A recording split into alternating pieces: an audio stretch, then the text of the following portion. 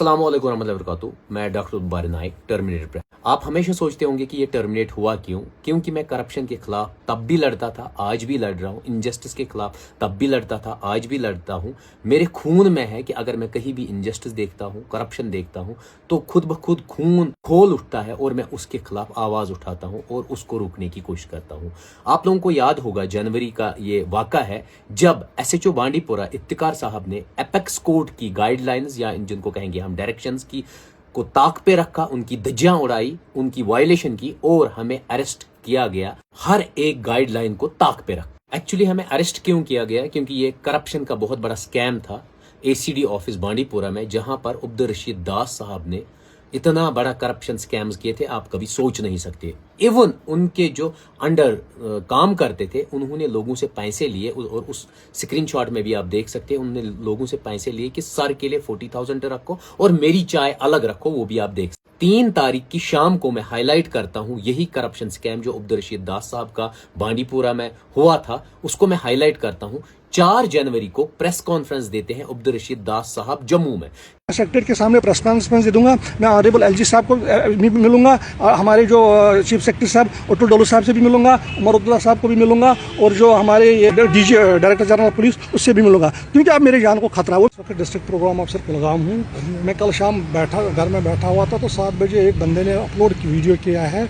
उस वीडियो में वो ये बता रहा है कि जब आपकी पोस्टिंग 3 साल पहले बांडीपुरा में थी तो उस वक्त आप वहाँ पर उसने 3-4 इल्ज़ाम लगाए। एक इल्ज़ाम ये लगाया है कि वहाँ पर किसी लड़की के अकाउंट में 1 करोड़ रुपया आया है और बोल रहा है कि आप लड़कियों की ट्रांसफ़र करते थे, अगर कोई अच्छी लड़की है तो उसको अपने ऑफिस में रखते थे। पहले मुझे वो भेजी है, मैं आपको दिखाऊंगा, अभी मेरे मोबाइल में है या बैग में ये डॉक्यूमेंट्स आपको दे दूंगा।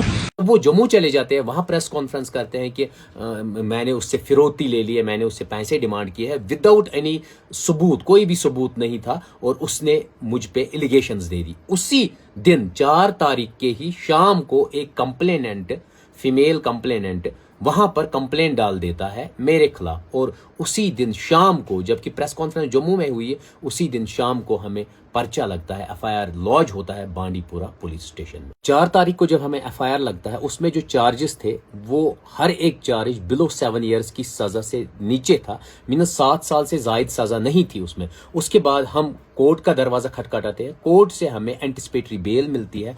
2 लोगों को मिलती है, एक वो बंदा जिसने 7 साल से जायद उसने कोई क्राइम किया है, उसमें 7 साल से जायद उसको सजा होनी थी और उसको भी बेल मिल गई, एंटिसिपेटरी बेल, और मुझे भी। लेकिन उस बंदे को अरेस्ट नहीं किया गया जबकि हमने कोऑपरेट किया। 10 तारीख को हम बेल मिलती है, एंटिसिपेटरी बेल बांडीपुरा कोर्ट से मिलती है। उसके बाद हम IO से बात करते हैं, IO को हम एंटिसिपेटरी बेल भी दे देते हैं, लेकिन तब भी वो कुछ नहीं कहता है। उसके बाद 18 जनवरी को जब हम श्रीनगर में होते हैं, श्रीनगर में बांडीपुरा के पुलिस वाले जो SHO साहब ने डायरेक्शन की थी उन्होंने, वो हमें यहां से अरेस्ट करते हैं और एक तरफ से हम शॉक हो जाते हैं क्योंकि एक हाथ में मेरे एंटिसिपेटरी बेल होती है और दूसरे हाथ में हथकड़ी लगी हुई होती है और मैं खुद ब खुद शॉक हो जाता हूं। जब यहां से अरेस्ट किया जाता है तो 18 तारीख को हम दिन में पहुंच जाते हैं बांडीपुरा पुलिस स्टेशन पे। शाम को कंप्लेनेंट की फैमिली के सामने मुझे ह्यूमिलेट किया जाता है, हरास किया जाता है, इवन थ्रेट्स दिए जाते हैं कि आप माइग्रेंट लैंड जो हमारे कश्मीरी पंडित्स की लैंड है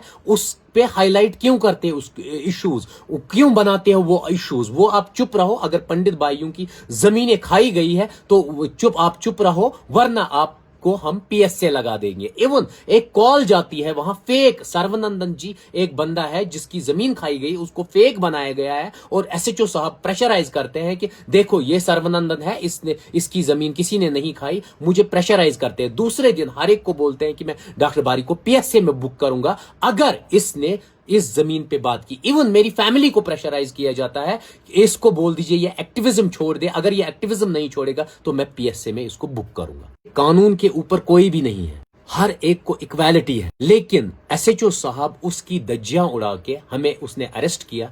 इवन SHO साहब और IO साहब ने सीधे जब हमें बेल हो रही थी वहां पर कोर्ट में यह बयान दिया, मैंने डॉक्टर बारी को इसलिए अरेस्ट किया क्योंकि कंप्लेनेंट ने कहा अगर आप इसको अरेस्ट नहीं करेंगे तो मैं सुसाइड करूंगी। आप खुद देख लीजिए, कोई भी बंदा जाएगा वो कहे बंदे को आपको अरेस्ट करना है तो आप ये धमकी से डर जाएंगे। उसने कहा मैं सुसाइड करूंगी इसलिए मैं इसको अरेस्ट कर रहा हूं। आप खुद देख लीजिए किस हद तक SHO साहब गए। उसके बाद 6 दिन तक हमें पुलिस लॉकअप में रखा गया, बंद कंप्लीटली। और जब 6 दिन बाद हमें बेल हुई, उसके बाद हमें छोड़ा नहीं गया, उसके बाद कुलगाम पुलिस को बुला के उनको हैंड ओवर किया गया। मैं एक अनएजुकेटेड बंदा नहीं हूं, पढ़ा लिखा बंदा हूं, कॉन्स्टिट्यूशन जानता हूं। कॉन्स्टिट्यूशन ने मुझे फ्रीडम ऑफ स्पीच जो आर्टिकल 19 में आता है वो दिया है कि मैं बात कर सकता हूं।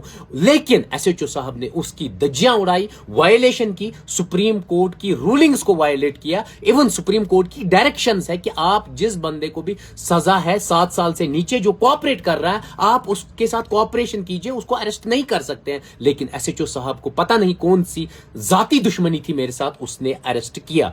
और मैं आज ये कहना चाहता हूं, मुझे कोई भी प्रेशर आ जाए, जेल का आ जाए, फांसी का आ जाए, जितने भी मेरे कश्मीरी पंडित भाई हैं उनके लिए मैं लड़ूंगा, चाहे मरते दम तक उनके लिए लड़ूंगा, अपने कौम के लिए लड़ूंगा। यहां हिंदू हो, मुस्लिम हो, सिख हो, ईसाई, हर एक बंदे की आवाज मैं उठाऊंगा और आवाज बन के उस आवाज को बुलंद करूंगा और उसको हक दिला के रहूंगा, चाहे उसका जो रिपरकशंस है वो कुछ भी हो, मैं उस हक की लड़ाई लड़ूंगा।